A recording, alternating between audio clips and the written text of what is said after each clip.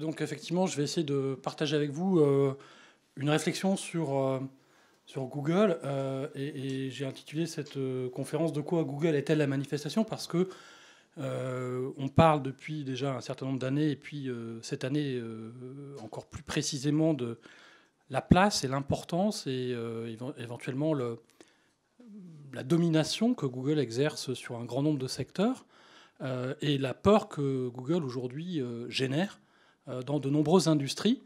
Et donc, c'est pour moi l'occasion de réfléchir avec vous sur finalement, est-ce que on réfléchit avec les bonnes grilles d'analyse quand on regarde une entreprise qui est hors norme et qui effectivement aujourd'hui est partie d'un premier produit qui est un moteur de recherche. Et qu'est-ce qu'aujourd'hui Google fait dans la génomique? Pourquoi Google s'intéresse aujourd'hui à une problématique qui est celle de la voiture sans chauffeur? Et pourquoi Google est présent dans ces trois activités? Si vous demandez à un prof de stratégie de vous expliquer ces diversifications, il va être un petit peu en peine de vous expliquer pourquoi une entreprise peut être à la fois dans la génomique, dans un moteur de recherche et surtout dans le marché de la publicité simultanément. Bon.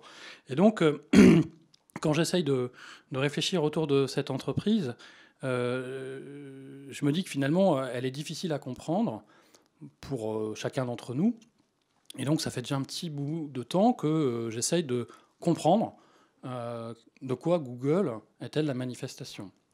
Et donc, je vais essayer de remettre ça en perspective pour vous montrer que finalement, on est capable, quand on prend un petit peu de temps et qu'on creuse, que la réponse à la question, d'ailleurs, vous voyez, j'ai mis dans le moteur de recherche Google, qu'est-ce que Google? Et il n'y a pas de réponse. Hein.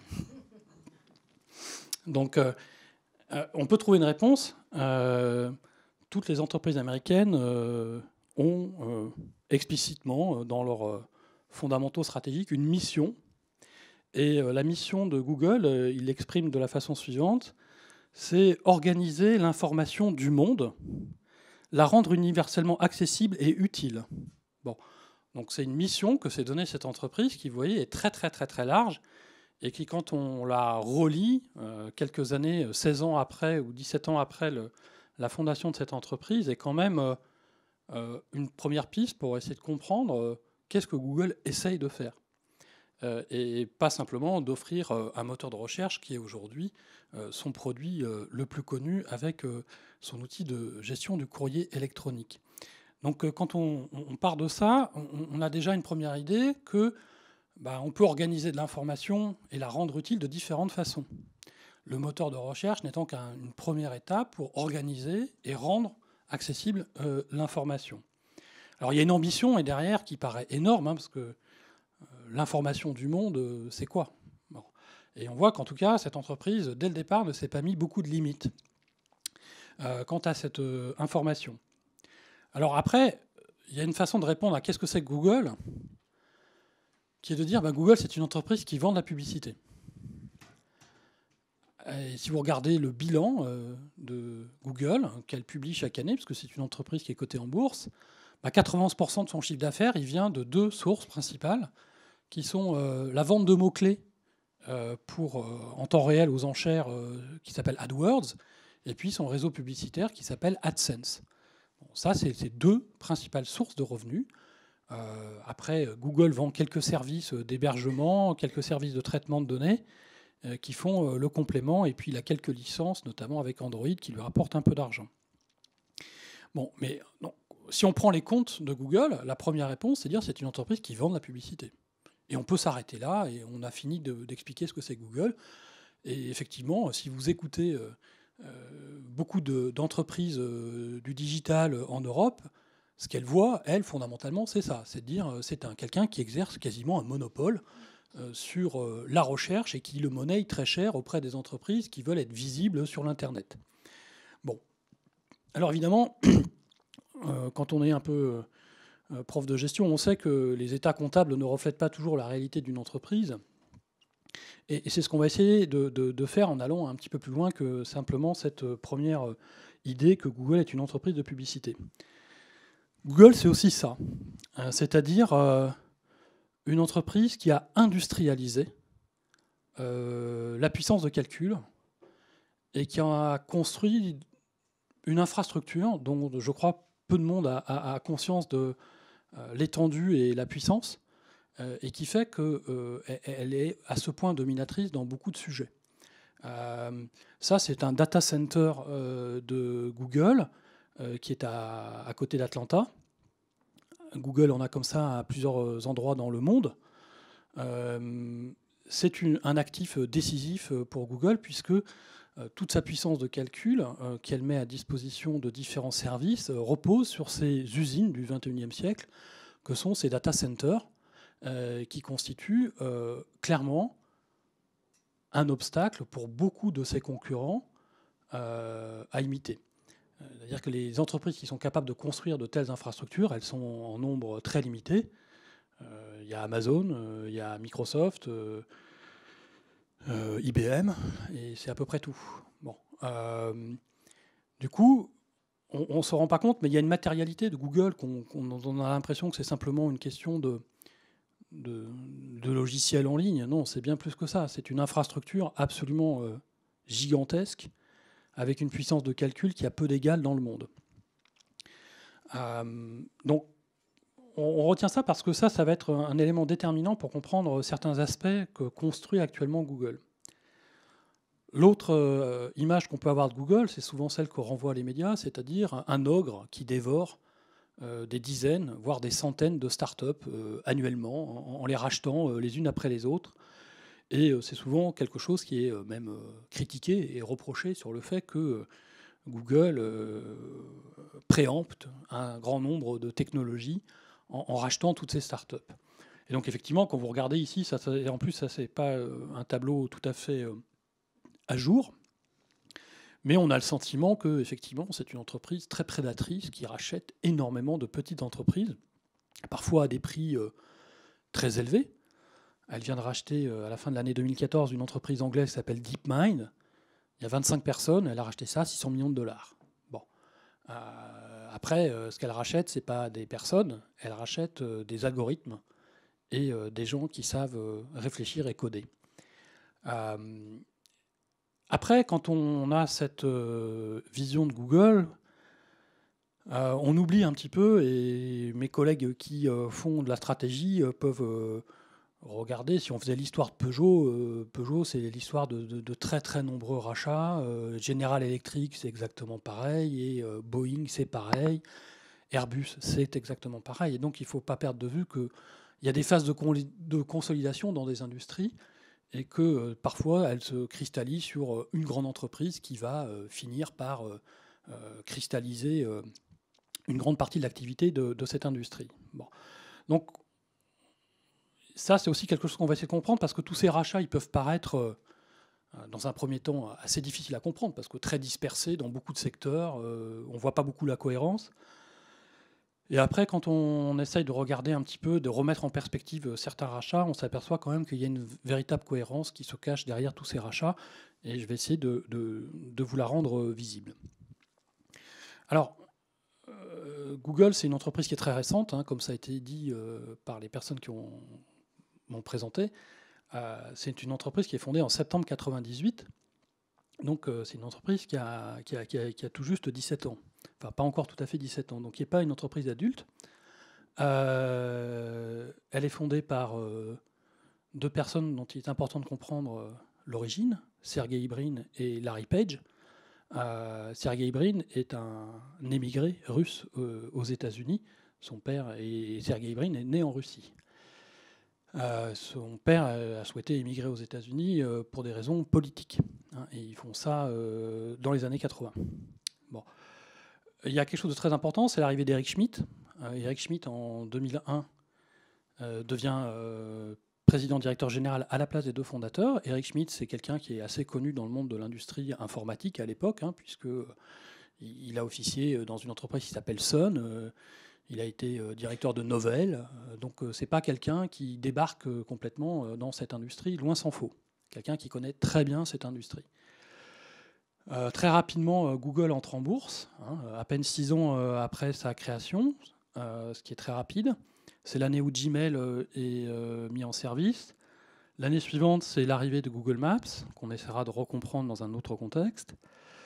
Et vous voyez, en 2006, le mot Google entre dans le dictionnaire Oxford English Dictionary, ce qui montre à quel point ce mot est rentré dans les usages des anglo-saxons et en fait presque un outil. On dit « je vais te googler ».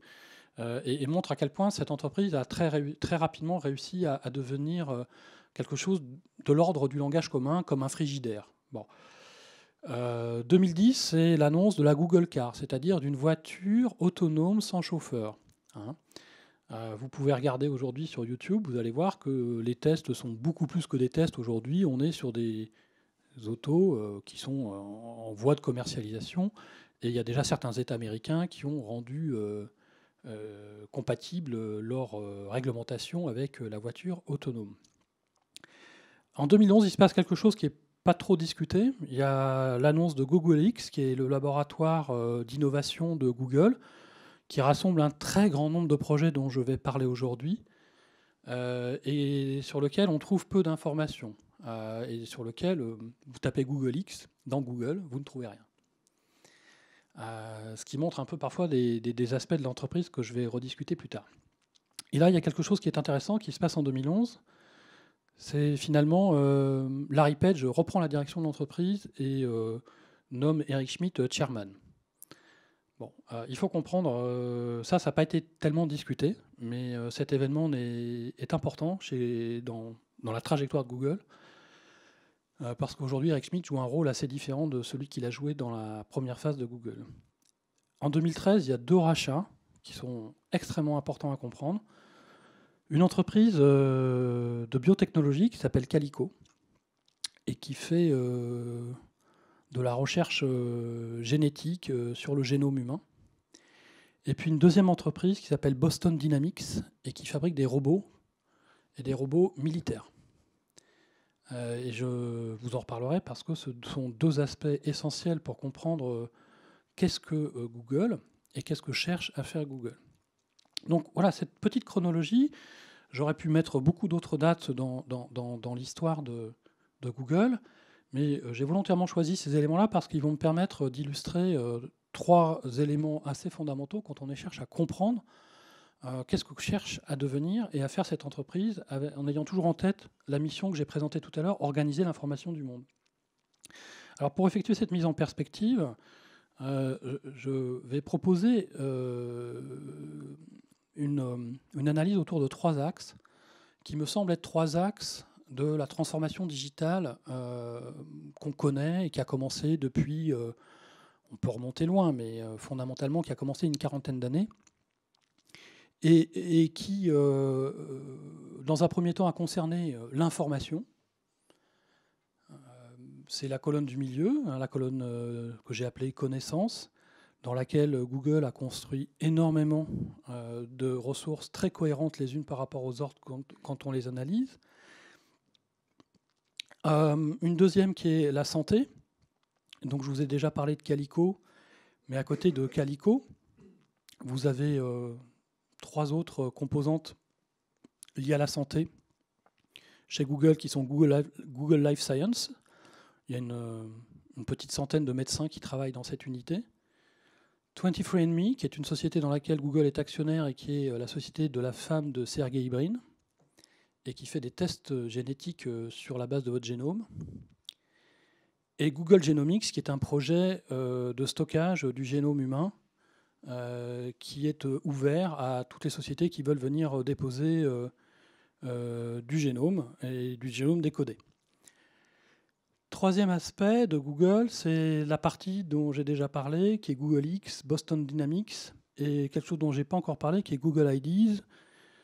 Je considère que Google est aujourd'hui une entreprise qui fait partie de ce qu'on appelle aux États-Unis le complexe militaro-industriel.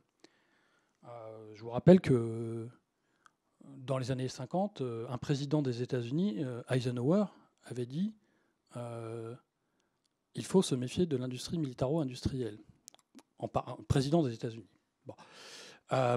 c'est une réalité qui est souvent décrite et parfois mal comprise en Europe, mais les États-Unis ont une vraie stratégie industrielle concernant leur industrie de défense. Et je vais vous montrer que finalement, Google est un élément de ce dispositif depuis la fin de la guerre froide.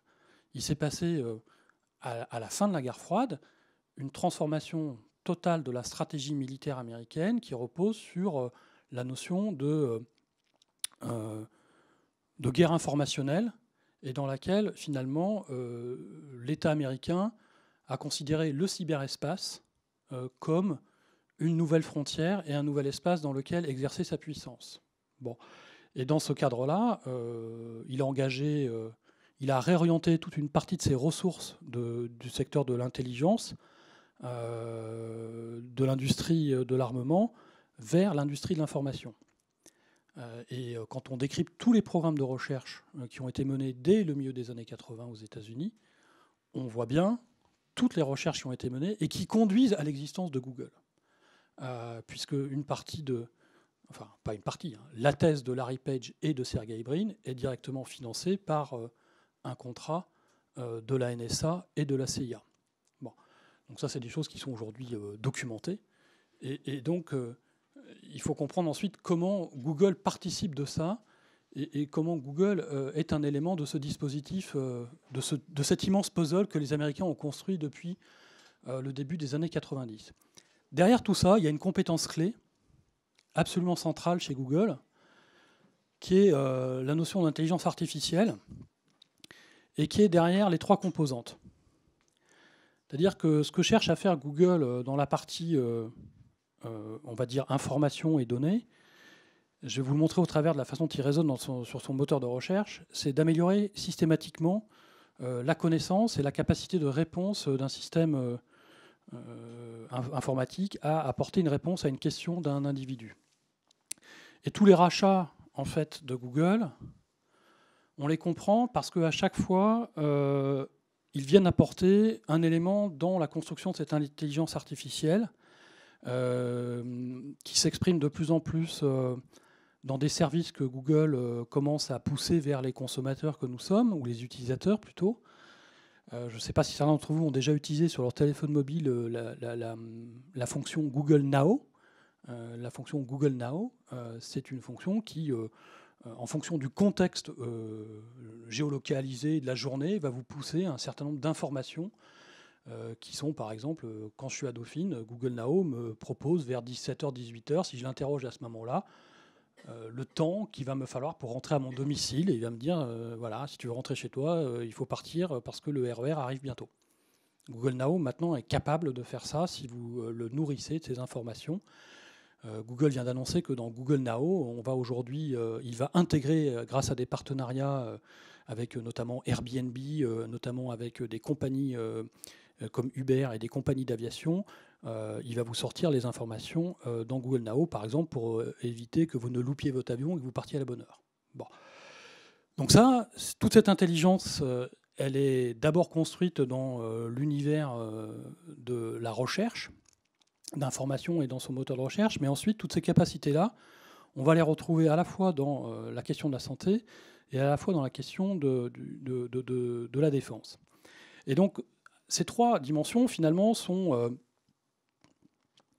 les trois constituantes de la transformation digitale qu'on est en train de connaître. Et finalement, je dirais que Google, ce n'est que la manifestation de cette transformation industrielle que le monde connaît et dans lequel, finalement, à chaque époque, il y a une grande entreprise qui vient illustrer cette transformation industrielle.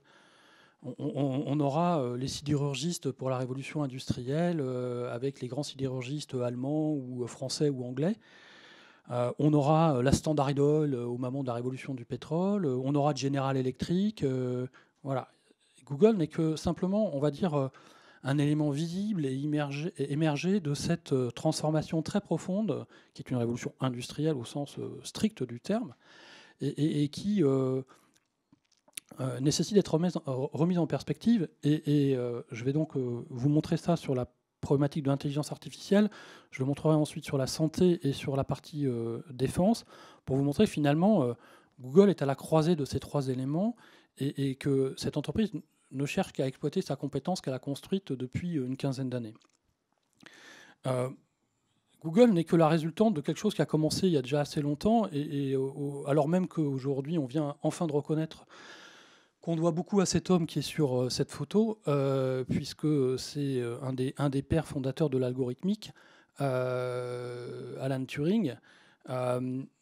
Finalement, Google n'est que un lointain descendant de ces travaux-là, qui ont pris plusieurs années et plusieurs étapes successives avant d'arriver à ce que l'on connaît aujourd'hui et ce que Google essaye de faire.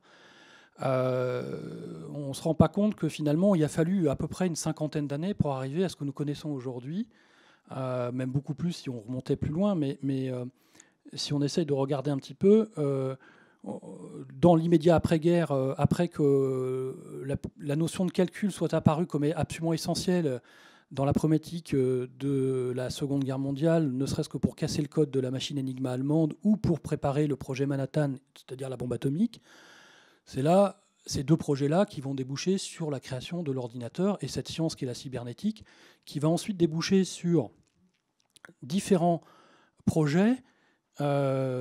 Vannevar Bush va proposer la notion de MEMEX en 1945. Et Vannevar Bush, c'est la personne qui a piloté le projet Manhattan, hein, qui a piloté la réalisation de la bombe atomique américaine. Et vous voyez qu'il propose la notion de bureau, tel que finalement l'ordinateur personnel va le matérialiser à un moment donné. Et il explique que le bureau, c'est une machine à partir de laquelle on va pouvoir accéder à toute l'information disponible dans le monde, et à partir de laquelle on va pouvoir travailler. Donc c'est une idée qui date de la fin de la Seconde Guerre mondiale. Le projet Xanadu de Ted Nelson au milieu des années 50, si vous lisez ce projet, qui est un très beau projet, vous vous dites, mais finalement, ce type-là a pensé l'Internet. Et le projet Xanadu, voilà, c'est finalement ce que les premières versions de l'Internet qu'on a connues sont très très proches du projet Xanadu, même si ce n'est pas tout à fait la même chose. En 1968, il y a quelqu'un de très important qui s'appelle Doug Engelbart, qui va travailler au Xerox PARC, chez Xerox, et qui va inventer deux choses: l'ordinateur multifenêtré et la souris. Et vous voyez que les problématiques sur lesquelles travaille Doug Engelbart, c'est A Research Center for Augmenting Human Intellect. Bon. Et donc vous voyez que finalement, quand on essaie de remettre tous les morceaux du puzzle bout à bout dans une perspective historique, tout ça débouche en 1990 sur l'invention de Tim Berners-Lee, qui est le World Wide Web, et qui va finalement matérialiser tous ces projets qui ont été pensés, on le voit, bien avant. Bon. Et donc finalement, on est passé d'une informatique à finalement une généralisation des outils du digital en l'espace d'une cinquantaine d'années.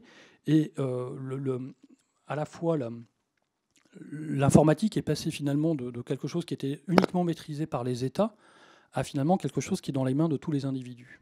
Bon.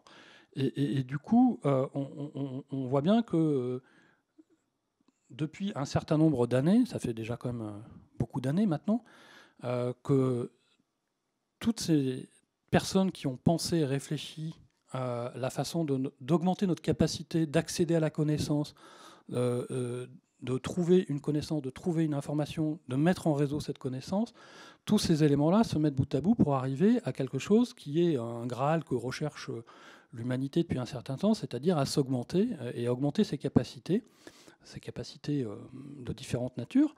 Et voilà, dans le monde de l'entreprise, on voit bien que ça a accompagné des transformations sur lesquelles j'ai aussi travaillé avec mon collègue Pierre Woll, sur la transformation du marketing, qui est passé d'un marketing de masse à un marketing complètement relationnel et individuel, et qui s'explique très bien au moment où chacun d'entre nous, on a un terminal individualisé, sur lequel on est accessible en temps réel et à peu près anytime, anywhere, et qui est ce smartphone qui nous rend à la fois accessible, qui nous rend aussi capable de poser n'importe quelle question à n'importe quel moment à des outils de recherche. Bon. Et qui donc, de fait, comme le dit Michel Serres, nous permet d'accéder à notre mémoire externalisée. Et donc, finalement, ce qu'on a construit depuis une cinquantaine d'années, c'est une énorme externalisation de notre connaissance qu'on a mise en réseau, qu'on appelle Internet, mais qui prend différentes formes, mais par lequel on interagit encore avec des machines de bureau, hein, mais de plus en plus par rapport avec des machines nomades que nous avons dans nos poches et qui ont une capacité de traitement dont je crois que pas grand monde ne se rend compte qu'elle est quand même extrêmement importante par rapport à la taille de l'objet. Et donc finalement, quand vous regardez ce qu'on a fait en l'espace de 50 ans, on est parti d'un processeur auquel on a rajouté de la mémoire, on a rajouté une interface, ensuite on a rajouté des réseaux pour communiquer, et puis on a, avec la mobilité, cherché à rendre autonomes ces machines.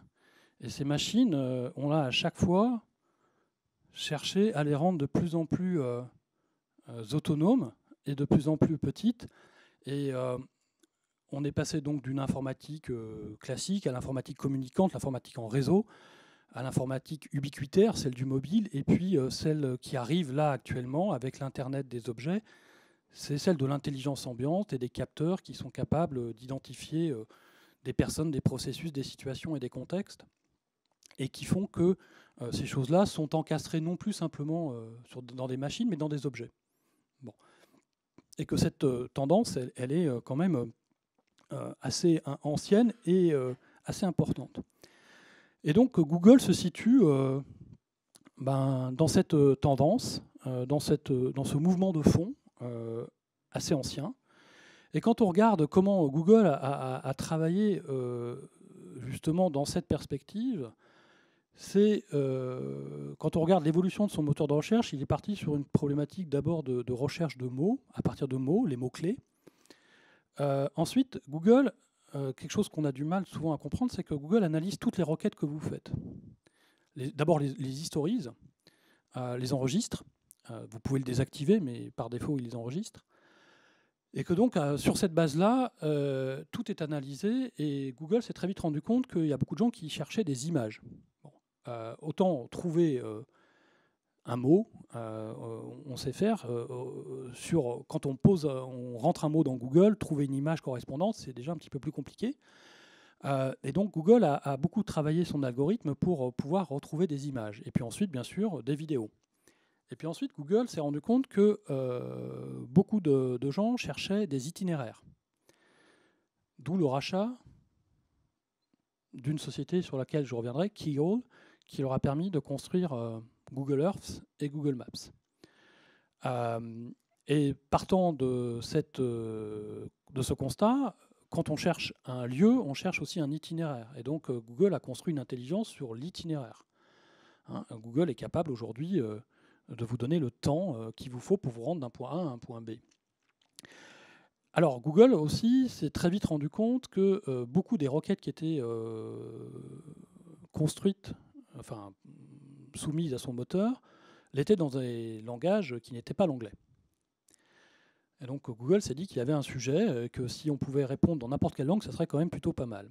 Et donc là, vous avez le projet Google Translate qui est né, et qui fait qu'aujourd'hui, Google est une des principales entreprises qui travaillent sur la linguistique et sur les questions de traduction, avec énormément de chercheurs sur cette question.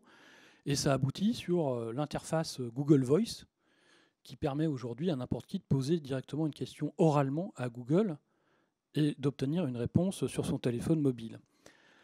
On voit que ce n'est pas les seuls à travailler sur cette question. Apple a créé Siri, et donc on voit bien que les interfaces au travers desquelles on interagit évoluent de plus en plus vers des interfaces dites naturelles, puisque le langage est une façon naturelle de poser une question.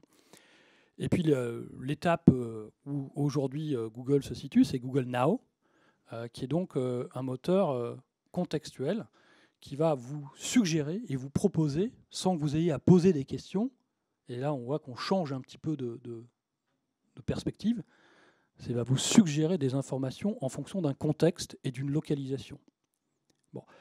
Et donc ça, c'est des investissements colossaux que Google a consentis en recherche, en recherche et développement, en rachat d'entreprises pour justement construire cette intelligence et être capable de répondre de plus en plus finement à n'importe quelle question. Et quand vous revenez donc à la mission de Google, qui est de dire je veux organiser l'information du monde, vous comprenez ici pourquoi tous ces investissements et la perspective dans laquelle Google construit cette compétence clé, et qui fait qu'aujourd'hui, je considère que Google, Elle n'est pas la seule entreprise, hein, mais une des principales entreprises en termes d'intelligence artificielle. Et c'est principalement cette compétence-là qu'il a construite au travers des 15 dernières années. Alors, si on regarde comment Google agit pour construire ces choses-là, il le fait de façon assez méthodique. Google s'est rendu compte que beaucoup de gens posaient des questions pour je veux partir en vacances, je veux trouver un billet d'avion, je veux savoir si ce restaurant est un bon restaurant ou pas un bon restaurant. Et donc Google se dit mais j'ai pas tous les éléments de réponse à ces questions et donc il faut que je les acquière. Et donc là j'ai juste pris un exemple dans le voyage et dans le tourisme et j'ai recensé les principaux rachats. Hein, j'en ai mis que 3 ans parce que si je mettais sur plusieurs années, j'aurais besoin de beaucoup plus d'écran. Et donc ici, vous vous rendez compte que Google a racheté le guide Zagat, qui est un guide super connu aux États-Unis, qui est l'équivalent de notre Michelin en France pour les restaurants. Il a racheté une entreprise qui s'appelle ITA Software, qui est une entreprise qui, si vous connaissez le transport aérien, est une entreprise qui fournit tous les logiciels de gestion de route pour les compagnies aériennes et pour les systèmes de réservation. Donc ça, c'est un rachat absolument stratégique pour Google. Donc vous voyez qu'il rachète des éléments de contenu qui vont lui permettre de construire des réponses aux questions qui lui sont posées dans son moteur. Et là, sur le domaine du transport et du voyage, et il le fait de façon, vous le voyez, très très méthodique, puisque derrière, ça aboutit sur des nouveaux services. Vous avez un service qui s'appelle Google Hotel Finder, et puis Google Flight Search, et puis maintenant vous avez Google Travel. Donc si vous tapez une destination dans Google Travel, vous allez voir qu'il va non seulement vous sortir les moyens d'y aller, les hôtels sur place, le temps que ça prend, mais des alternatives et des prix. Bon. Et donc, évidemment, il y a des gens qui vont commencer à critiquer cette exhaustivité croissante que Google maîtrise, mais en même temps, on ne peut pas reprocher à Google de vouloir sans cesse améliorer les réponses qu'il apporte à ses clients, et c'est vraiment ce qu'il cherche à construire en ajoutant des contenus qui permettent de fournir une réponse à chaque fois plus pertinente. Alors, il n'est pas le seul à travailler dans ce domaine de l'intelligence artificielle. Il y a des gens comme IBM qui ont pris une autre voie, qui n'est pas tout à fait la même, mais qui va exactement dans la même direction, et qui montre bien le moment où on se situe, qui est que la puissance de calcul et l'organisation de l'information que permettent ces traitements débouchent sur de nouvelles capacités de réponse à des questions que nous nous posons. Et Google l'utilise pour répondre à des questions et générer un revenu associé en vendant de la publicité associée à ces requêtes. IBM a une autre démarche, mais avec un ordinateur comme Watson et puis avec sa puce neurosynaptique, on voit bien que cette entreprise travaille aussi sur cette question de comment les machines peuvent nous aider à apporter des réponses à des problématiques industrielles, de recherche, médicales. Ça, c'est un peu la voie que IBM a prise. Et si vous voyez comment IBM a construit Watson, cet ordinateur qu'il commercialise depuis l'an dernier, il a également beaucoup travaillé. Le projet Watson, c'est quasiment l'aboutissement de 10 ans de recherche pour IBM, avec des capacités qui ne sont pas tout à fait identiques et pas construites de la même façon que Google, mais qui vont exactement dans la même direction. C'est-à-dire cette capacité d'augmenter et de faciliter notre vie grâce à des outils qui apportent des réponses aux questions que nous nous posons. Et donc, conclusion, finalement, Google n'est qu'une grande manifestation de cette progression que nous avons faite dans l'intelligence artificielle au cours de ces 15 dernières années. Et que vous le voyez que c'est loin d'être la seule entreprise de travailler dans cette direction. IBM en participe. Alors, la deuxième transformation assez fondamentale que nous connaissons actuellement, c'est un changement de paradigme dans le domaine de la science médicale où, après avoir conçu des solutions thérapeutiques sur la base de la chimie, on commence depuis une vingtaine d'années à construire des solutions sur la base de la génomique et de la thérapie génique. Et cette science médicale, elle mobilise des outils qui sont principalement des ordinateurs pour séquencer le génome. Et donc, la question de la puissance de calcul, la question des traitements de l'information devient une ressource absolument centrale et fondamentale dans le cas des biotechnologies. et en tout cas dans la partie génomique. Et il apparaît assez logique qu'une entreprise qui possède ces compétences et ces capacités s'intéresse de près à cette industrie nouvelle qui est la génomique pour essayer d'y déployer ses compétences.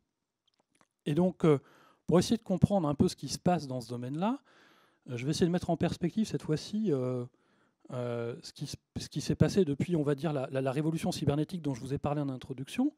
C'est qu'on est passé d'une science de la cybernétique à quelque chose qui, dans le domaine des technologies, va déboucher sur la notion sur l'industrie de l'Internet et sur les technologies associées.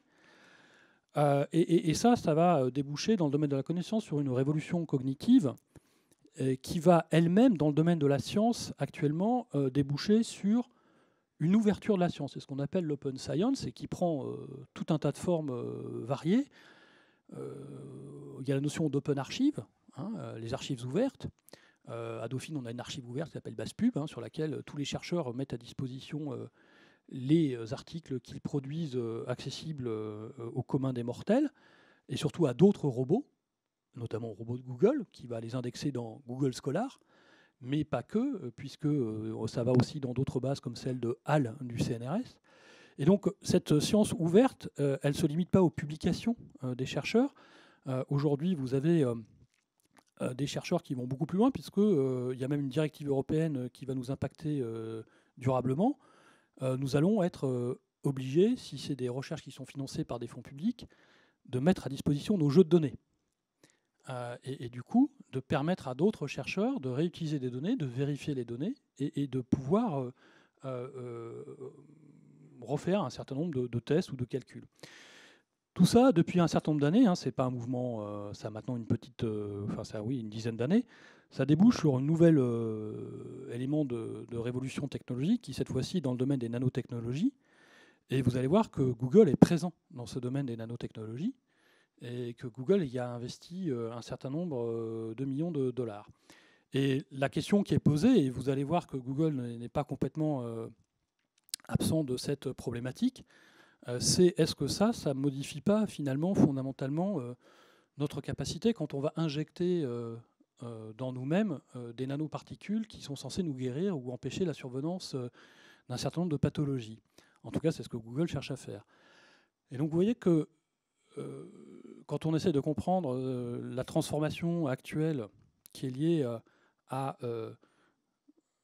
ce qui se passe dans le domaine des biotechnologies, on peut difficilement faire abstraction du fait qu'elle est très reliée à la question de ce qui se passe dans le domaine de l'information et du calcul.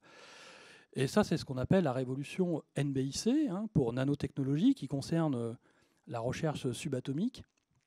Les biotechnologies qui concernent directement la recherche sur les gènes. L'information, on en a déjà parlé, qui résonne sur les bits. Et puis la cognition, la connaissance, et qui, elle, s'intéresse à la façon dont nous apprenons et la façon dont nous traitons la connaissance. Et ce que l'on connaît depuis quelques années, c'est finalement la combinaison de ces quatre dimensions qui font qu'on voit apparaître de nouvelles formes de recherche, et typiquement celles que tente de conduire Google. On ne sait pas si elles aboutiront, pour l'instant elles n'ont pas donné de produits commercialisés, mais en tout cas c'est bien la tentative que cette entreprise tente d'entreprendre. À tel point que le Time a quand même titré il y a quelques 2 ans sur ce titre: est-ce que Google peut résoudre la mort? Qui peut paraître un titre assez loufoque et assez provocateur, mais quand vous connaissez un peu la vie de Sergey Brin et vous essayez de comprendre pourquoi il a lancé Google dans cette nouvelle partie de la science, Sergey Brin a une maman qui, malheureusement pour elle, est atteinte de la maladie d'Alzheimer. Et donc lui-même a fait un test génétique et a vu qu'il avait la même mutation que sa mère, et qui donc il avait une probabilité située entre 20 et 80% de contracter le même type de pathologie que sa mère. Et il a eu une phrase assez étonnante où il a dit je considère que mon corps a un bug, je vais mettre mes capacités informatiques et les capacités informatiques de Google pour résoudre ce bug. Bon. Donc c'est une façon, vous le voyez, totalement différente de penser la médecine et la science médicale, où cette génération pense que grâce à l'application des puissances de calcul sur les problématiques génomiques, on va trouver une réponse et une solution aux problématiques des maladies génétiques. Bon, donc ça peut sembler assez improbable. Il n'empêche que Google investit quand même un certain nombre de centaines de millions dans cette entreprise. Sergey Brin est marié avec une femme qui est directrice de 23andMe et qui est une entreprise qui commercialise un kit de décryptage du génome. Donc vous pouvez, ça coûte 99 $, vous pouvez envoyer, si vous achetez ce kit, vous envoyez un échantillon de salive et on décrypte votre génome. Alors, l'État américain a mis un peu le holà à cette société qui, parallèlement au décryptage de votre génome, vous proposait un diagnostic du type vous avez X% de chances de contracter telle pathologie et telle maladie. Et donc, évidemment, on commençait à effrayer les populations qui se livraient à ce test. Et surtout, la Federal Drugs Administration a considéré que c'était un kit de diagnostic et qu'en tant que tel, cette société ne respectait pas la réglementation américaine et donc lui interdit pas de commercialiser son kit, mais lui interdit de commercialiser les résultats de calcul probabilistes sur les pathologies. Bon. Mais ça montre bien, Google est actionnaire majoritaire de cette entreprise, qui est celle de la femme de Sergey Brin. Alors, à côté de ça, Google a aussi développé, grâce à sa puissance d'infrastructure, un cloud destiné à toute la recherche génomique. Et ici, toutes les sociétés qui sont intéressées pour venir partager leurs résultats, il y a même une autre plateforme qui existe, qui n'est pas gérée par Google, mais une plateforme open source sur laquelle les gens qui ont décodé leur génome peuvent le mettre à disposition des chercheurs. Bon. Donc on trouve ça aujourd'hui, ça existe. Et donc ici, Google essaye de jouer un rôle pilote et majeur dans la recherche génomique en fournissant des capacités à la fois de stockage et de calcul, parce que c'est des choses qui en requièrent beaucoup. Mais Google va encore plus loin puisque Google a déjà annoncé, et il y a déjà des tests qui sont faits, mais qui ne sont pas encore probants aujourd'hui, travailler sur le monde des nanoparticules Alors là, ce que Google cherche à faire, c'est d'injecter des nanoparticules dans le sang, qui sont des particules qui vont s'éclairer dès lors qu'elles vont commencer à détecter la survenance d'une cellule cancéreuse. Et donc, vous voyez à droite, le bracelet qu'il propose de tester, c'est de dire que dès lors qu'il y aura la détection d'une cellule cancéreuse, ce bracelet va changer de couleur et va s'allumer. Et donc, les recherches qui sont faites là sont absolument sérieuses. Enfin, là-dessus, il y a pas mal de papiers de recherche que Google publie sur le sujet. Bon, et donc là, vous voyez que Google est entré dans un type de médecine assez nouvelle, qui est la médecine dite préventive, où l'objectif ici, c'est de produire quelque chose qui consiste à empêcher la survenance de la maladie. Bon. Donc, ça, c'est dans les labos de Google Life Science que ça prend place. Et tout ça aboutit dans beaucoup d'autres choses. Google finance aussi l'Université de la Singularité, qui est une université qui est fondée par Ray Kurzweil, que vous voyez sur la photo, et qui est un projet transhumaniste. Donc je ne sais pas si vous avez déjà entendu parler des projets transhumanistes. En France, il y a quelqu'un qui est assez représentatif de ce courant-là, qui est le docteur Laurent Alexandre, qui a écrit un ouvrage qui s'appelle « La mort de la mort ». Et c'est donc un ensemble de personnes qui croient assez fortement que dans les 10 à 15 ans qui s'annoncent, nous allons, grâce à toutes ces technologies nouvelles, médicales, résoudre le problème de la mort.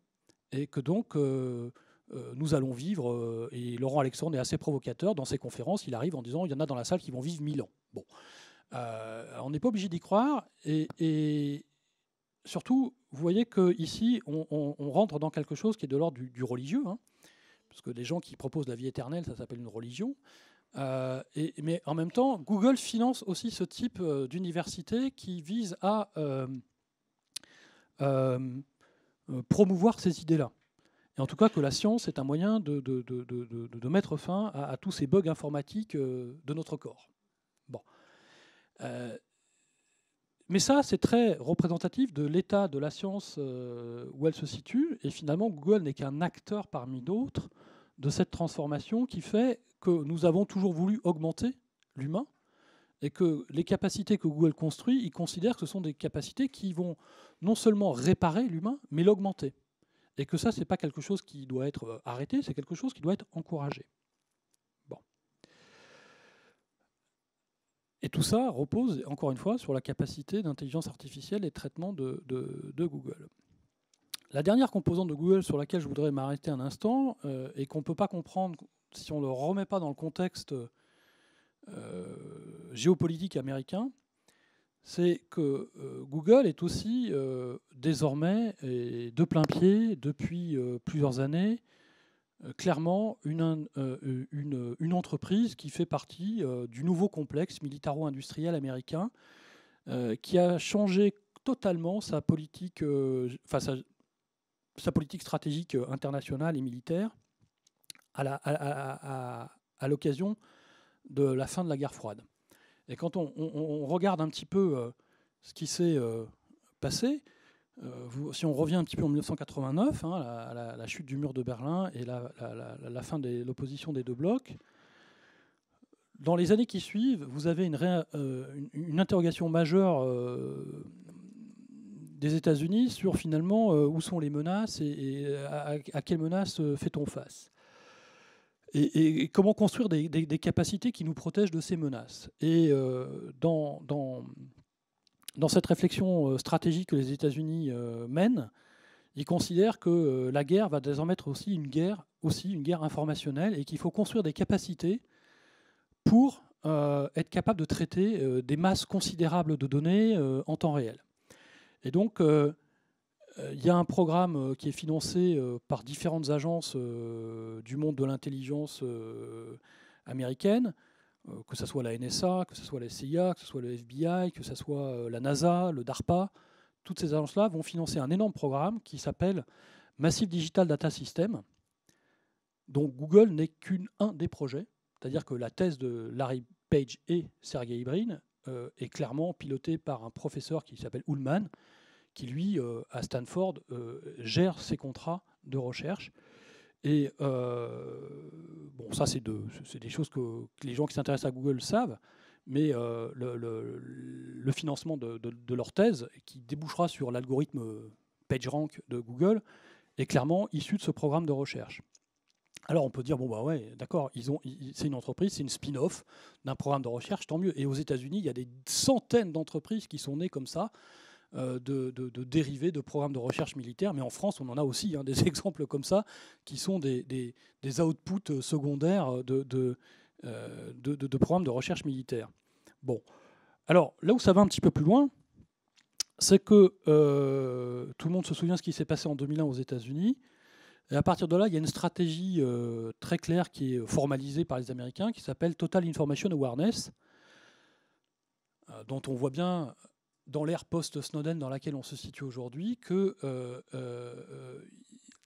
ce qu'on découvre aujourd'hui sur les capacités d'intelligence des États-Unis, notamment les capacités de la NSA, tout ça s'est décidé massivement à cette époque-là. Et donc vous voyez que, on va le voir, Google a quand même un certain nombre de liens assez forts avec cette communauté de l'intelligence militaire américaine. Elle a plusieurs contrats avec la NSA et surtout avec une agence qui s'appelle la NGA, qui est National Geographic Agency, qui fabrique toutes les cartes pour l'armée américaine, et elle rachète une société qui s'appelle K-Hall, qui va lui permettre de construire Google Earth et Google Maps. Et aujourd'hui, tout ça, Google le fait depuis de nombreuses années. Et en 2013, Google rachète une société qui s'appelle Boston Dynamics et qui fabrique ce genre de robots. Alors, je ne vais pas prendre trop de temps, mais vous irez regarder sur YouTube les vidéos de Boston Dynamics et vous allez être assez, je pense, impressionné par les capacités de ces robots qui sont autonomes, qui avancent parfois à 60 voire 80 km/h et sur lesquels sont montés, pour beaucoup d'entre eux, un certain nombre d'armes. Donc là, ce sont des recherches qui sont directement financées par la DARPA, hein, qui est l'agence de recherche militaire américaine, et ce sont des robots qui sont destinés d'abord et avant tout à l'armée américaine, soit en support aux militaires, pour porter des munitions, des vivres, etc. sur le théâtre des opérations, soit directement pour être équipés d'armes. Bon. Et des robots, ça s'en est un, ils en ont 5 ou 6 un peu différents. Et donc vous voyez que Google est rentré dans cette entreprise en étant maintenant majoritaire au capital. Et donc manifeste bien que l'intelligence artificielle que Google a construite, aujourd'hui, il essaye de l'appliquer, notamment dans ce domaine de la robotique, qui est une autre dimension de la révolution industrielle que nous connaissons, et ici, finalement, qui n'est qu'une manifestation de sa présence dans le schéma de défense américain qui est construit aux États-Unis depuis une vingtaine d'années, et qui se manifeste déjà par le fait que les Américains maîtrisent les robots volants, que sont les drones, depuis déjà au moins une quinzaine d'années. Bon. Et donc là, on est vraiment à la croisée de toutes les compétences que Google a construites, c'est-à-dire des capacités de cloud, donc d'hébergement, des capacités de traitement de données qui sont celles du big data. Là, maintenant, ça s'intègre dans des robots et ça s'intègre dans des objets. Et on voit bien que ces objets, évidemment, intéressent aussi bien la société civile que les militaires, mais que Google, ayant déjà construit une relation assez ancienne avec la recherche militaire américaine, finalement, met sa capacité à disposition de ses travaux et ses recherches. Bon. Alors, pour terminer sur cette partie-là, sur la partie qu'est-ce que Google, dans le domaine du complexe militaire-industriel, Google aussi a une sorte de ce qu'on appelle le soft power, c'est-à-dire une capacité d'influence. Et Google IDs est géré par quelqu'un qui s'appelle Jared Cohen, qui a été embauché par Google en 2006 et qui est un ancien membre du ministère des Affaires étrangères. Et c'est une sorte de think tank dans lequel Google essaye de pousser un certain nombre d'idées et de montrer que la technologie est un vecteur de la démocratie et en tout cas peut faciliter la démocratie. Et donc il s'intéresse bizarrement à des sujets comme la Corée du Nord, la Syrie, voilà, aux grands ennemis des États-Unis. Et donc vous voyez que par exemple, si vous allez sur Google ID, vous allez voir qu'ils ont réussi, grâce à toutes les informations que maîtrise Google, à cartographier l'évolution des soutiens à Bachar el-Assad au sein de son entourage et dans les différents membres syriens. Bon, donc Google est aussi maintenant un outil d'une diplomatie parallèle américaine qui a toujours existé, mais qui prend des formes très variées. Et Google n'en est qu'une manifestation nouvelle de cette façon de faire de la politique et de la géopolitique. Donc, pour conclure, Google, finalement, c'est que la première fois qu'on a une entreprise qui se situe à la croisée de tous ces chemins que sont les nanotechnologies, les biotechnologies, l'information et la cognition. Et c'est la première entreprise qui arrive à combiner ça dans différents sujets, que ce soit les moteurs de recherche, que ce soit la recherche médicale ou que ce soit la recherche robotique. Et donc finalement, pour moi, ce n'est qu'une manifestation assez nouvelle de cette transformation numérique en cours, mais qui s'exprime à bien d'autres endroits, dans bien d'autres entreprises. Et finalement, c'est la seule qui est la première qui est aussi visible que Google, et qui du coup, elle pose toutes les questions qu'on peut légitimement et on est en droit de se poser. Et je crois que typiquement, quand je regarde la façon dont l'Europe essaye d'appréhender ce qu'est Google, elle raisonne purement qu'en termes économiques, c'est-à-dire qu'elle dit, bon ben voilà, c'est une entreprise qui abuse de sa position dominante sur le marché de la publicité. Bon, c'est pas la bonne façon de poser la question à mes yeux. C'est-à-dire que c'est le bout de la lorgnette. Le vrai sujet, c'est les sujets que je viens d'aborder, c'est que finalement, c'est bien plus qu'une entreprise qui a une situation monopolistique. C'est très fort parce que ça dépend sur quel marché on le situe. Et en termes de droit de la concurrence, ça serait très délicat, je pense, à l'Union européenne de démontrer que Google est en position de domination sur le marché de la recherche, parce que ça nécessiterait de définir ce qu'est le marché de la recherche, qui est bien plus large que celui de Google. Réfléchissez une seconde au fait que quand vous cherchez, par exemple, un hôtel, vous allez aller sur TripAdvisor, sur Booking, que beaucoup de gens recherchent d'abord et avant dans Amazon, et que donc au final, construire même cette construction juridique pourrait être hasardeux à mes yeux sur la question de Google. Ce que devrait avoir comme réaction l'Europe par rapport à Google, c'est plutôt de réfléchir à cette puissance d'intelligence artificielle qui s'est construite dans les dernières 15 années et qui s'exprime dans différents champs. Comment nous, Europe, peut-on construire des capacités identiques ou pas? En a-t-on les moyens? Et que fait-on pour réguler cette capacité-là plutôt que la question du marché des AdWords qui me semble être un problème assez secondaire que Google nous pose. Voilà, et donc je vous laisserai, toutes les références que j'ai utilisées pour préparer cette conférence, vous les trouverez ici. Vous pouvez lire le bouquin qu'a écrit Eric Schmidt et Jared Cohen. C'est pas un excellent livre. En tout cas, c'est la vision qu'exprime Google de comment la technologie peut améliorer le monde. C'est en tout cas ce qu'il propose. Je vous conseille de lire aussi Julian Assange, qui est un fervent opposant de Google et qui a eu l'occasion de rencontrer Eric Schmidt, qui, quand il a écrit The New Digital Age, a souhaité rencontrer Julian Assange. Et Julian Assange a rendu public l'ensemble de la discussion qu'il a eue avec Eric Schmidt, parce qu'il estime que la façon dont Eric Schmidt et Jared Cohen retranscrivent leur entretien dans leur ouvrage ne rend pas tout à fait justice aux propos qu'il a tenus. Et donc il avait demandé et fait signer à Eric Schmidt et Jared Cohen l'autorisation de publier en cas de désaccord sur le fait. Et c'est ce qu'il a fait dans son bouquin qui s'appelle When Google Meets Wikileaks. Et je vous invite vraiment à lire, il y a sur Internet, sur le site de Wikileaks, les 60 premières pages de l'ouvrage qui sont véritablement, je pense, que tout le monde devrait lire. Et qui sont vraiment intéressantes. Après, si vous voulez lire une critique assez intéressante aussi sur Google, vous pouvez lire The Net Disillusion, qui est une construction critique de Evgeny Morozov, et qui vient d'écrire aussi un ouvrage qui a été traduit en français là, à la fin de l'année 2014, qui est Contre le solutionnisme technologique, et qui est une pensée très critique sur la vision du futur que propose Google au travers de son exploitation de l'intelligence artificielle. Voilà, je ne vais pas être plus long. Je vous remercie de votre attention, et puis si vous voulez qu'on échange, je serai prêt à discuter avec vous tout à l'heure.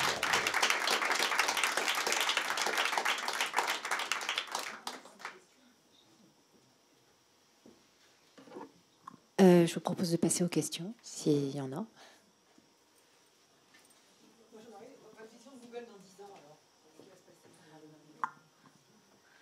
Il y aura des acteurs alternatifs ou ça va devenir les super maîtres du monde? Ils vont investir en d'autres terrains de domination? Non, je pense que ça va être un acteur majeur du transport. Et ça, il y a des entreprises qui, en Europe, ont encore peine à le comprendre, que ça va être un acteur majeur du transport.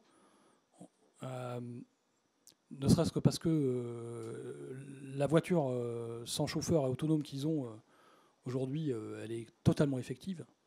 Et que ça, si on y réfléchit, c'est une révolution dans la mobilité. Et qu'il y a tel bénéfice à l'utiliser que je vois mal pourquoi les métropoles comme Los Angeles, comme San Francisco, vont longtemps résister à une solution alternative aussi efficace que celle-là. Parce qu'elle permet de réorganiser complètement la question des transports en commun, de régler des problèmes d'embouteillage et de pollution. Et donc ça, je pense que Google, le fait qu'il ait pris une participation assez conséquente dans Uber n'est qu'une illustration que Google s'intéresse de très près à la question du transport. Non, je pense qu'ils vont continuer à avoir une capacité de construction d'intelligence artificielle de plus en plus importante, puisque leur capacité repose sur des algorithmes de machine learning qui leur permettent d'apprendre et d'améliorer à chaque fois davantage leurs résultats. Je pense qu'ils vont faire une avancée massive sur la question de la traduction multilingue. Ça, j'en suis à peu près convaincu. Après, en médecine, ça paraît beaucoup plus illusoire de penser qu'ils vont réussir des percées, mais je ne suis pas suffisamment expert dans ces sujet-là pour savoir si Google réussira dans le domaine de la médecine, qui m'apparaît le domaine le plus improbable, dans lequel je ne suis pas certain qu'ils réussissent. Il y a d'autres entreprises comme Gentech qui ont été rachetées par exemple par Roche, qui ont largement beaucoup de longueur d'avance par rapport à Google. Si je peux me permettre une deuxième question justement sur la médecine, là, ils travaillent seuls ou ils travaillent en alliance avec justement des acteurs du monde médical, etc. Ou on a l'impression qu'ils sont vraiment dans leur petit monde à faire leur recherche avec leurs super chercheurs, mais sur ces sujets médicaux, c'est... Alors, et sur ces sujets médicaux, ils travaillent seuls. C'est la grande différence d'IBM qui travaille, elle, ouvertement, de façon transparente, avec des acteurs du système médical américain ou européen, alors que Google fait ça plutôt effectivement dans son coin, ce qui est une vraie limite à ce qu'ils font, et surtout ce qui génère toutes ces craintes qu'on peut légitimement avoir sur le type de recherche qu'ils mènent.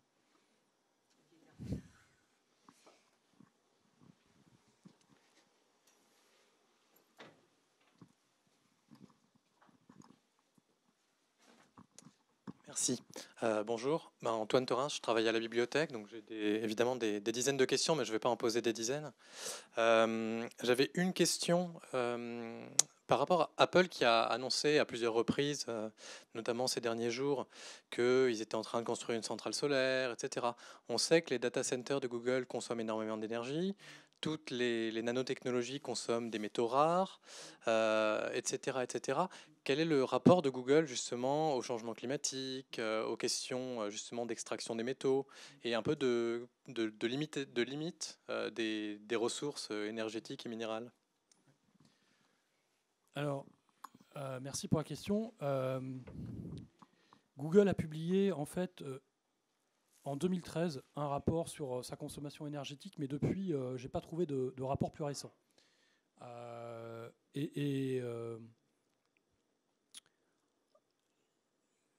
Bon, je connais suffisamment la façon dont ils construisent leur data center pour savoir que la préoccupation principale quand ils installent un data center, c'est la consommation énergétique et le coût électrique et la capacité de redondance électrique qu'ils vont trouver où ils l'installent.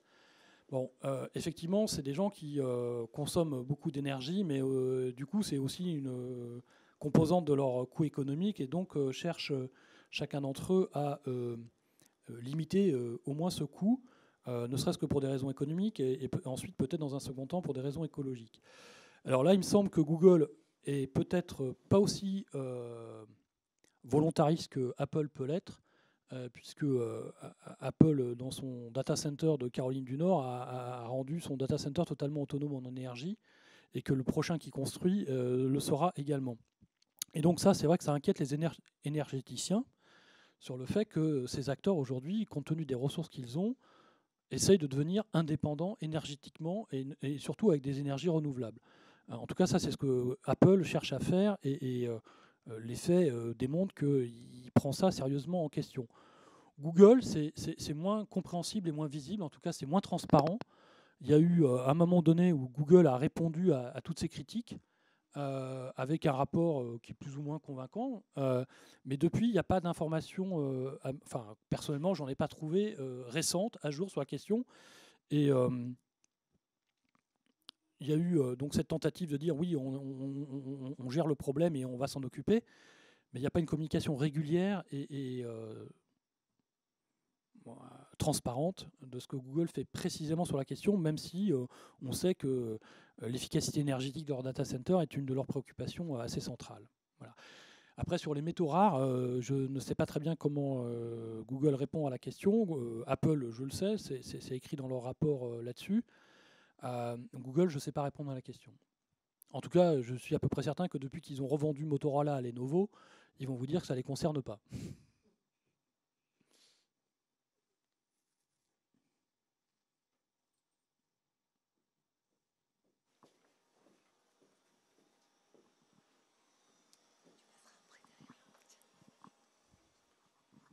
Oui, bonjour. Je m'interrogeais sur la sécurité en fait, parce que on est quand même dans une période assez trouble. Est-ce que les data centers, par exemple, sont safe, enfin sont très très surveillés, parce que voilà, ça fait un peu peur quand même toutes ces données qui risquent de disparaître ou je sais pas. Il y a le cloud, il y a des tas de choses, mais est-ce que tout ça est bien sécurisé?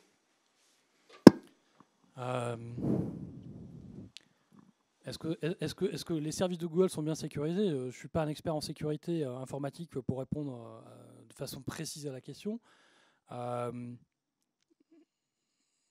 C'est difficile de répondre à ça. En tout cas, Google fait l'objet d'attaques quotidiennes sur ses services. Ça, c'est de notoriété publique. Et qu'il construit des réponses à ça. Il y a une seule fois où Google a été vraiment attaqué par les Chinois. Et les Chinois, on sait que les Chinois sont rentrés dans le système de Google et que Google a mis 3 semaines à s'en rendre compte. Bon, donc Google a déjà été, à l'époque, ils ont demandé l'aide de la CIA, de la NSA et de toute l'intelligence américaine pour se sortir de cette histoire. Donc ils ne sont pas invulnérables, hein, ça c'est certain, personne ne l'est, et eux y compris. En tout cas, il y a des faits connus, publics, dont on sait que ils ont fait l'objet d'une attaque. Donc oui. Là-dessus, ils ne sont pas supérieurs aux autres et ils ne sont pas plus invulnérables ou moins invulnérables qu'un autre. Donc, bien sûr que c'est une dimension, hein, mais c'est principalement une des dimensions actuelles de la guerre dont on a peine à percevoir parce qu'elle est invisible à nos yeux, mais c'est clairement une dimension de rivalité militaire entre les États et entre la Chine et les États-Unis. C'est une réalité quasi quotidienne. Après, peut-être qu'un jour, on comprendra un peu mieux l'affaire de Sony, qui est assez récente hein, sur cette question. Mais bien sûr que c'est remonter hein, ici à ce que... il faut remonter à 2001, hein, c'est-à-dire que dans le post-11 septembre, la Total Information Awareness, c'est une capacité que construisent les États-Unis pour se protéger typiquement et être capable de détecter et de prédire. Bon. Et donc, ils ont construit ça. Ça ne veut pas dire qu'ils sont invulnérables et preuve en est. Google lui-même a déjà fait l'objet d'attaques assez importantes. Une question concernant le futur de Google. Est-ce que c'est possible de voir un jour Google mourir? C'est-à-dire, est-ce qu'on peut s'en passer? Est-ce que, comme un peu Microsoft et IBM aujourd'hui? Alors, oui, moi, je ne crois pas aux entreprises éternelles. Quand on regarde, ne serait-ce qu'à l'échelle de l'histoire, des entreprises bicentenaires, il n'y en a pas beaucoup. Des entreprises tricentenaires, il y en a encore moins. Et effectivement, ce que nous apprend la transformation digitale, c'est que il n'y a aucune entreprise qui peut prétendre aujourd'hui à être présente dans 10 ans. Je vous invite juste à réfléchir au cas Nokia ou au cas BlackBerry. En l'espace de 4 ans, ces entreprises se sont effondrées, mais littéralement, et à l'échelle de l'histoire économique, il n'y a pas beaucoup de cas d'entreprises aussi puissantes qui se sont aussi vite effondrées. Bon. Et donc, je ne crois pas du tout que Google soit quelque chose d'indépassable. Il y a des ruptures technologiques, peut-être que ça viendra des technologies d'IBM ou d'autres qu'on ne connaît pas encore, peut-être des chinoises, hein, sur lesquelles on a peu de visibilité aujourd'hui, mais on sait qu'ils travaillent activement aux mêmes capacités. Donc non, je ne crois pas du tout que Google soit quelque chose qui soit à ce point si puissant que personne ne puisse le faire disparaître. Et en tout cas, par contre, ce que je crois beaucoup, je pense que ce n'est pas une réglementation européenne quelconque qui arrivera à juguler une telle entreprise. Il suffit de repenser au cas Microsoft. Ce qui a tué Microsoft, c'est l'iPhone, c'est pas la condamnation européenne, c'est le mobile qui finalement a transformé le marché de Microsoft et qui a fait que le desktop aujourd'hui est encore présent, mais pour combien de temps, on ne sait pas encore très bien. Mais on voit bien que c'est l'innovation qui a conduit à un repositionnement stratégique des différents acteurs et que c'est pas la condamnation européenne de Microsoft, ça lui a rien fait. Ça n'a strictement rien changé en ce qui concerne la position concurrentielle de Microsoft. Donc du coup, moi je pense qu'aujourd'hui on ne voit pas qui arriverait à venir surpasser ou dépasser Google, mais je ne crois pas du tout que ça soit impossible, bien au contraire.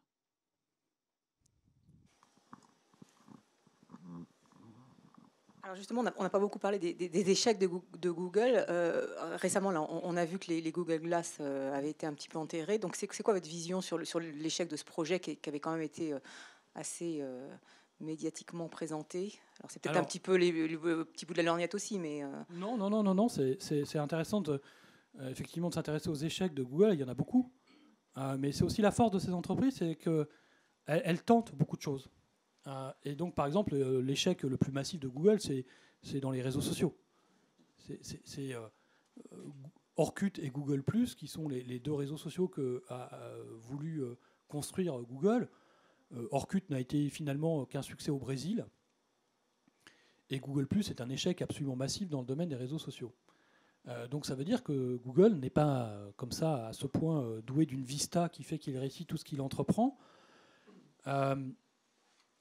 Les Google Glass, c'est un échec parce que effectivement, c'est encore une fois quelque chose qui me semble...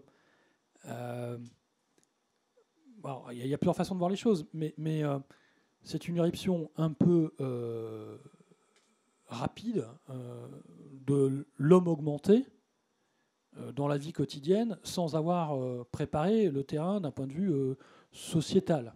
Bon. Ensuite... Depuis le départ, j'ai jamais cru à ce projet pour une simple raison, c'est que quand on peut éviter de porter des lunettes, on est très content de ne pas en porter. Et donc, voilà, si on revient à des usages fondamentaux de pourquoi on voudrait s'augmenter, ça on comprend, mais vouloir mettre des lunettes alors qu'on peut très bien ne pas en porter, personne ne le fera. Bon. Et donc, on voit bien que sur la question des objets connectés et de l'augmentation, ça passe par deux choses aujourd'hui. Ça va passer par le téléphone, ça passe par le téléphone mobile et ça va passer par la montre. Mais la montre est un objet qu'on a déjà appris à porter depuis très longtemps. Ça fait 2 siècles qu'on porte des montres. Je veux dire, il ne faut pas résumer l'humain à une machine sur laquelle on vient brancher une autre machine. C'est un animal social qui a besoin de construire des usages. Et ça, c'est pas la technologie qui les construit, c'est la société. Donc, les lunettes, c'était un peu couru d'avance qu'elle ne fonctionnerait pas. La montre, elle va fonctionner parce que c'est un objet dont on a déjà construit les usages sociaux et qu'on s'est déjà habitué en tant qu'animal à la porter. Bon. Les lunettes, personne n'a envie de porter des lunettes. Sauf...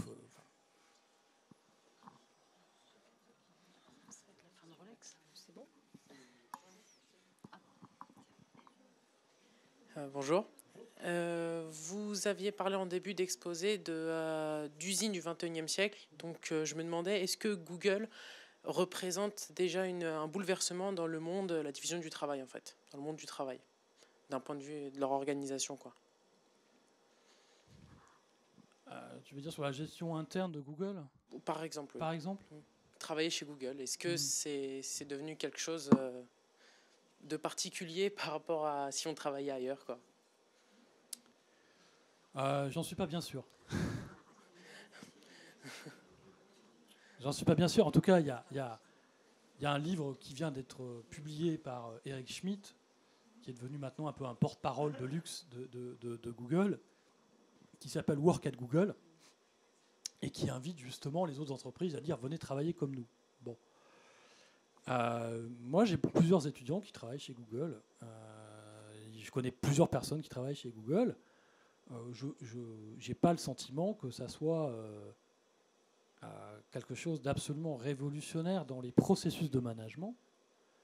Ce qu'il y a d'important, mais qu'on retrouve dans d'autres entreprises américaines, c'est le souci du bien-être des salariés et de leur laisser une grande force, une grande liberté d'organisation et d'autonomie, mais avec une très forte exigence de résultats en parallèle. Hein. Donc, c'est-à-dire que ceux qui ne réussissent pas, ils sont aussi remerciés. Bon. Et donc, là, je pense qu'on est un peu dans quelque chose qui relève... personnellement, j'ai un regard plutôt critique sur la façon dont Google organise le travail. Je pense qu'il y a une représentation externe de ce qui est Google, et donc le fait que tous les ingénieurs ont 25% de leur temps pour innover, c'est absolument pas vrai. Ça ne concerne pas du tout le monde à Google. C'est une petite minorité d'ingénieurs qui peut s'organiser comme ça.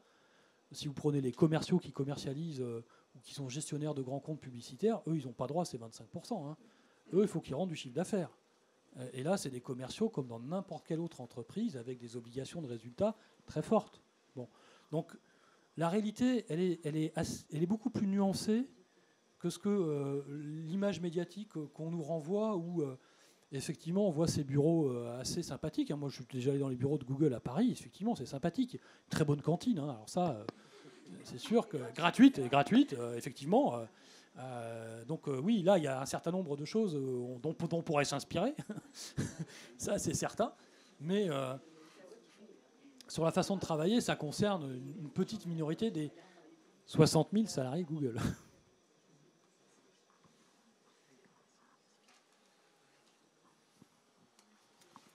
Bon, on va s'arrêter là. Merci beaucoup.